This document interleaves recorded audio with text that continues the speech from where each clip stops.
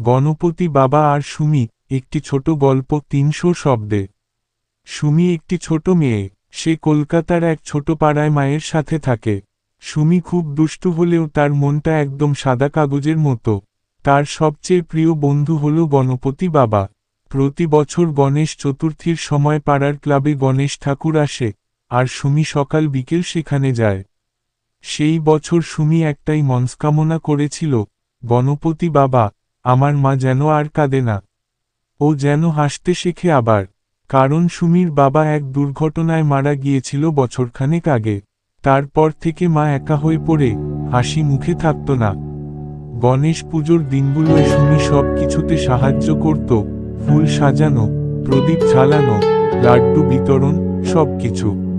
পাড়ার সবাই তাকে খুব ভালোবাসত। শেষ দিন বিসর্জনের আগে সুমি আবার গণপতি বাবার কাছে গিয়ে বলল, বাবা, তুমি চলে যাচ্ছ, কিন্তু মায়ের মুখে হাসি রেখে যাও।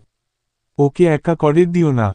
বিসর্জনের পরদিন এক নতুন অঙ্কেল এল তাদের বাড়িতে। পাড়ার এক পুরনো বন্ধু, মা, ক্লাসমেট। ধীরে ধীরে তিনি সুমির মা, পাশে দাঁড়ালেন, সাহায্য করতে লাগলেন।